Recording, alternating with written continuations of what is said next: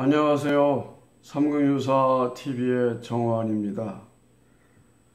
먼저 삼국유사 테마파크의 개장을 함께 기리고 앞으로의 역할과 발전을 기대합니다. 소망합니다.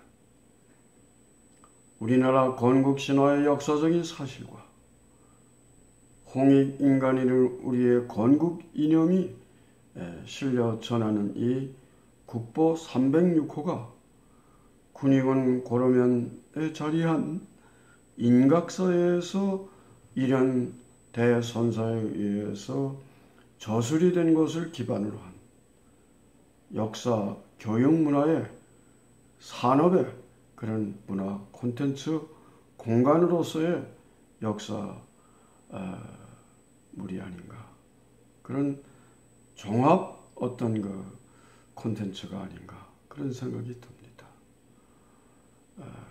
이와 관련해서 또 삼국유사 테마파크는 또 어떠한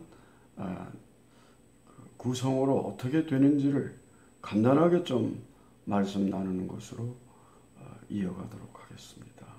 잠시 노래를 들으시고 진행하겠습니다.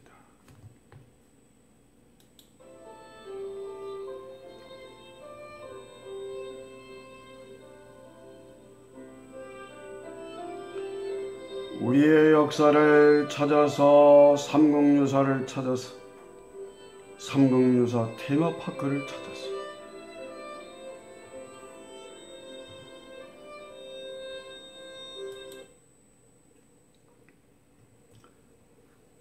역사란 현재의 뿌리며 우리 결의 영혼이며 DNA입니다. 또한 현재는 미래의 씨알이며 이정표가 되지 않겠습니까? 말씀드린 대로 삼국유사의 맨 머리에 나오는 고조선 단군완금과 관련해서 그 내용을 간단히 강독을 하고 그에 대한 말씀을 나눠볼까 합니다. 또한 거기에는 이렇게 적혔습니다. 옛날 환인 천재의 아들 환웅이 있었습니다. 환웅은 자주 새로운 나라를 다스릴 뜻을 두고 사람이 사는 세상을 그리워했습니다.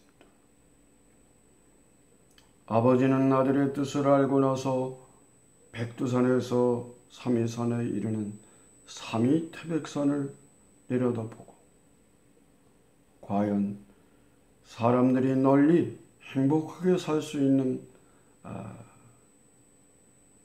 공간이라고 생각했습니다. 이에 환인 천재는 믿음의 상징인 거울과 칼과 구슬, 삼보인 세계를 환웅에게 주면서 그가 꿈꾸는 세상을 다스리게 했습니다. 환웅을 따르는 무리 3,000명을 거느리고 태백산 마루턱에 있는 신단수 아래에서 내려왔습니다. 이것을 신의 나라 신시라 했고 이분을 환웅천원이라고 불렀습니다. 그는 바람을 다스리는 풍백, 비를 다스리는 우사, 구름을 다스리는 운사, 그리고 곡식과 수명, 질병과 형벌, 선과 악 등을 다스리면서 인간 세상의 360여 가지 일을 맡아서 세상을 다스려 갔습니다. 이 무렵 범족과 곰족의 여인이 같은 굴 속에서 머물고 있었습니다. 그들은 신령스러운 환웅에게 간절하게 빌고 또 빌었습니다. 환웅의 사람이 되고 싶다. 때마침 환웅은 신비스러운 쑥 한 줌과 마늘 20개를 주면서 그대들이 이것을 먹고 100일 동안 햇빛을 보지 않고 잘 견디고 기도를 하면 우리의 결례가 나의 백성이 될 거라고 했습니다. 이에 곰족과 범족이 마늘과 쑥을 받아서 먹고 20하루 동안 기도를 했는데 곰족은 환웅의 여인으로 변화했으나 범족은 견디지 못하고 환웅의 결례가 되지 못했습니다. 그러나 곰적인 웅녀는 함께 살 사람이 없었습니다. 남자가 없었습니다.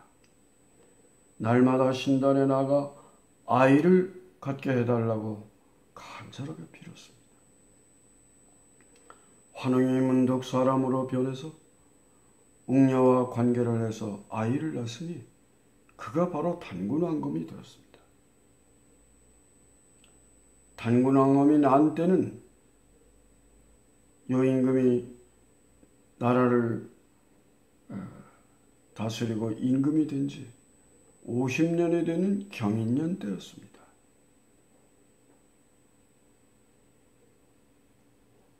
단군왕검은 이때 평양성에 도읍을 하고 나라 이름을 조선이라고 했습니다. 또 뒤에 서울을 백악산 아사달로 옮겼습니다. 백악산 아사달은 궁월산 혹은 방월산이라고도 했고 금미달이라고도 했습니다. 그는 1500년 동안 여기에서 나라를 다스렸습니다. 주나라 무왕이 즉위한 김연년에 기자를 조선왕으로 삼았습니다. 이에 단군은 장당경으로 옮겼다가 뒤에 돌아와서 아사달에 숨어 살다가 산신이 되었다. 나이는 1908세였습니다. 이렇게 환인에서 환웅으로 다시 단군으로 이어지는 이러한 내용들이 1947년으로 기억됩니다마는 김재원 박사의 단군 신화의 연구라고 하는 그런 글에서 이러한 그 그림과 함께 그런 어떤 역사적인 사실이 아닌가에 대해서 논증을 한 바가 있습니다. 이 그림은 1, 2, 3, 4단으로 됐거든요. 물론 저도 여기 이제 수년 전에 가봤습니다만은 이거 잘 보면은 1, 2단에는 여기에 동글동글한 이제 이런 그 구름 같은 이런 무늬가 있습니다. 하늘에서 내려오는 거죠. 이런 어떤 적들을 물리치는 그런 해석을 할 수도 있는 이러한 그 그림이 있고 3, 4단에는 이제 신시로 내려와서 세상에 아까 풍사, 풍백, 우사, 운사가 있다고 그랬잖아요. 그죠? 우사. 그러니까 이렇게 농사를 짓고 수렵, 짐승을 잡고 해서 세상을 다스렸고 마침내 홍익 인간의 세상을 꿈꾸던 세상을 이렇게 실현해 나간 것이죠. 중국에서는 이것을 서왕모의 얘기 아니냐 그렇게 또 하는 사람들도 있어요. 그리고 단군 왕검은 신화적 인물이고 역사상의 인물이 아니다 라고 하는 식민사관의 주장이 있지만은 여기 나오는 요임금 있잖아요. 이게 2015년 12월인가 중국 국무원의 공식 발표로 30년에 걸치는 그런 탐색 발굴 끝에 요임금의 왕성터가 중국 산서성 인분시 질그릇도자 절사자 도사유적에서 13,000평의 왕성터가 나왔고 그럴 문자 요임금 요자라고 하는 문자가 나왔다. 따라서 요임금은 전설상의 인물이 아니다. 그래서 하은주세 그런 왕조가 전설상의 신화적인 그런 어떤 국가가 아니고 400년을 위로 올려서 국사를 기술해야 된다. 중국의 역사를 다시 기술해야 된다. 그러면 당연히 요임금 같은 시대니까 이건 뭐 더 말할 게 없죠. 또 고려 공민왕 무렵에 행촌 이암 선생이 단군세기에 보면은 47명의 단군이 올라있는 단군세기가 있습니다. 그게 바로 1500년 동안 다스린 거죠. 이 단군세기를 바탕으로 해서 세종임금께서 평양에다가 단군사당을 지어놓고 기자와 별도로 독립선언을 한 거죠.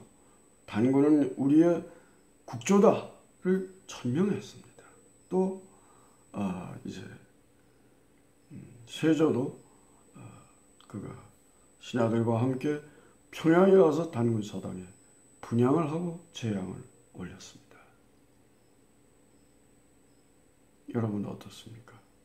이게 과연 그러면 그 식민사관의 논자들이 주장했던 그런 것이 과연 우리의 역사입니까? 아니지 않습니까? 네.